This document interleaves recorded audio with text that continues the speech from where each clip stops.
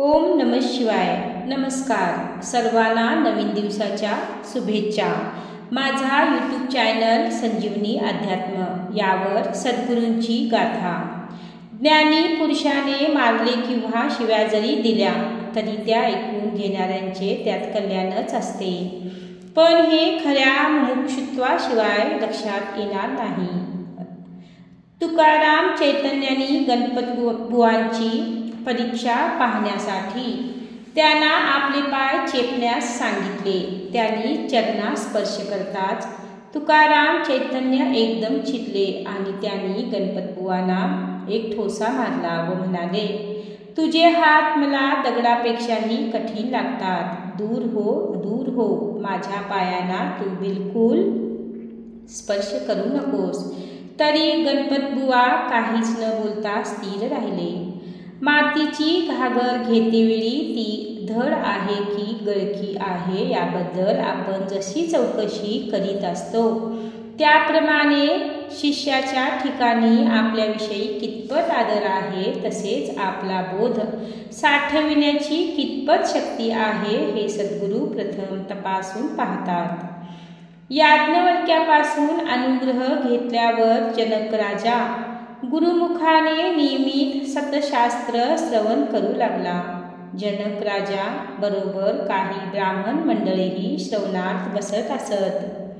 एके दिवशी श्रोते मंडळीची परीक्षा पाहण्यासाठी निरूपणाला बसल्या बसल्या याज्ञवल्क्याने एक चमत्कार घडवून आणला. तो म्हणजे हा की एकाएकी ब्राह्मणांच्या झोपड्यांना आग लागली तेव्हा त्यांच्या बायका धावत धावत श्रावणाच्या जागी येऊन आपल्या पतींना ती वार्ती रडत रडत सांगू लागल्या. दुसरीकडून राजवाड्याला आग लागली म्हणून सेवक धावत आले आणि राजाला ती वार्ता सांगू लागले. तरी राजाचे चित्त किंचितही चंचल झाले नाही.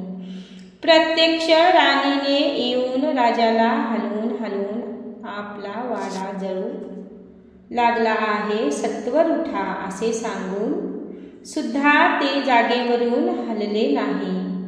उलट त्यांनी आमचे असेल तर ते राहील, नसेल तर ते जळून जाईल असे तिला सांगितले. ब्राह्मण मंडळी मात्र श्रावण सोडून बराबर उठून गेली. शेवटी जनक राजा मात्र गुरूंच्या परीक्षेला उतरला. सराफ सोने आपल्या ताब्यात घेण्यापूर्वी कातरून घासून किंवा तापून ठोकून सुद्धा जसे पाहतो त्याप्रमाणे गुरुही शिष्याला उच्च नीच सेवा देऊन, कठीण व गोड बोलून, रागावून व अबोला धरून आणि तऱ्हेचे प्रश्न विचारून परीक्षा पाहत असतात. समर्थ रामदासांच्या शिष्यापैकी कल्याण नावाचे एक पट्ट शिष्य होते. कल्याणाचे पाळण्यातील नाव अंबाजी होय. समर्थ एकदा कोल्हापुराला गेले तेव्हा अंबाजीच्या मामाकडे त्यांना मुक्काम होता. त्या समयी पाट ताट मांडणे, देवांच्या पूजेचे साहित्य तयार करणे इत्यादी अंबाजीची कामे पाहून समर्थ त्यांच्यावर खुश झाले. त्यांची कुशाग्र बुद्धी पाहून समर्थांनी मामाकडून अंबाजीला मागून घेतले. त्यावेळी अंबाजीचे वय 8 वर्षाचे होते. 12 वर्षे सहवास घडल्यावर एके दिवशी अंबाजींची परीक्षा पाहण्या उद्देशाने त्याला समर्थ म्हणाले, अंबाजी इकडे पाहू. अंबाजी जवळ येताच समोरील झाडाकडे पोट कडून या झाडाची फांदी शेंड्याकडे बसून तोड असे सांगून ते तेथून निघून गेले. लगेच गुरु आज्ञा शिरसावद्य मानून अंबाजीने फांदी तोडली. तोच अंबाजी झाडानजीक असलेल्या विहिरीत पडला. तेव्हा आसपासची माणसे गोळा झाली. एकाने जाऊन समर्थांना बोलवून आणले. विहिरीच्या आत पाहात समर्थांनी अंबाजी म्हणून हाक मारली. तोच अंबाजीने विहिरीतून ओढ दिली. तेव्हा अंबाजी तुझे कारण असो, आता वर ये. तुझे कल्याण असो, आता वर ये असे समर्थ म्हणाले.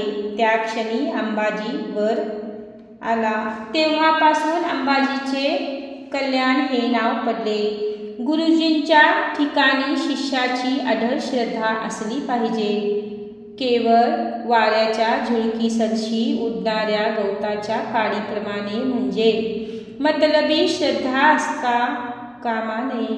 कारण अढळ श्रद्धा असल्याशिवाय शिष्याला गुरुकृपा संपादिता येत नाही. पुढे समर्थांच्या शिष्य समुदाय बराचसा वाढल्यावर त्यांची परीक्षा पाहावी असे समर्थांना वाटले. दुसरे दिवशी समर्थ रामदास प्रांतकाळी अंथरुणावरून उठता उठता जोरजोरात विवळू लागले. ते ऐकून सर्व शिष्यगण त्यांच्याजवळ जाऊन त्यांची विचारपूस करू लागले.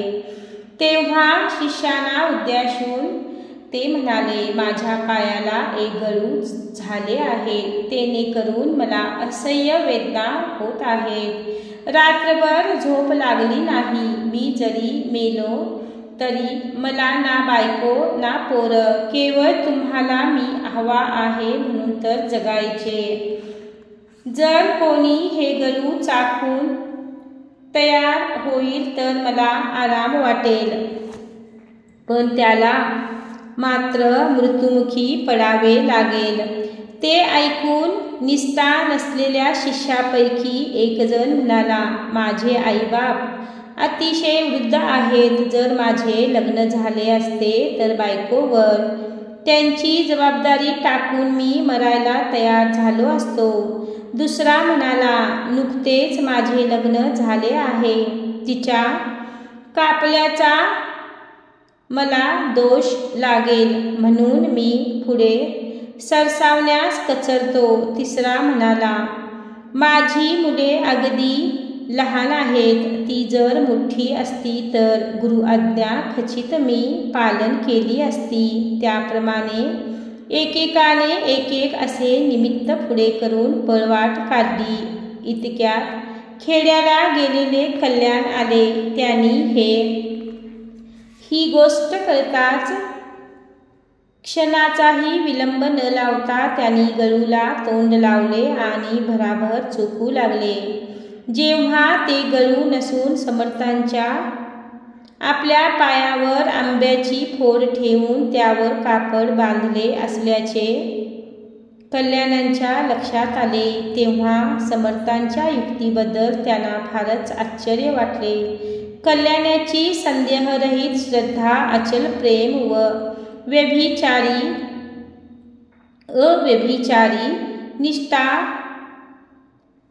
पाहून समर्थांनी त्याच्यावर कृपावृष्टी केली. त्यांचे गुरुवर आत्मप्रेम असेल तोच एक गुरूंच्या परीक्षेला उतरतो आणि गुरुकृपेचा अधिकारी होतो. गुरुवरील प्रेमाला खरी ज्ञानलालसा हीच कारण आहे. सिद्धबाळाची ज्ञानलालसा खरी होती. त्यामुळे गुरूंच्या त्या बोलण्याने त्याने मन किंचित देखील खिन्न झाले नाही. इतकेच नव्हे तर गुरूंच्या वाणीने आपल्या कानावाटे प्रवेश करून आज आपणास पवित्र केले असे वाटून त्यांना अत्यंत आनंद झाला.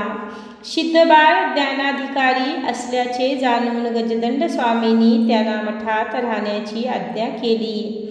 पण मठातील आयते अन्न आपण सेवन करावयाचे नाही अशा विचाराने रोज 2 प्रहरी 5 घरी भिक्षा मागून त्यांच्यावर सिद्धबाळ आपला निर्वाह करू लागले. शिष्य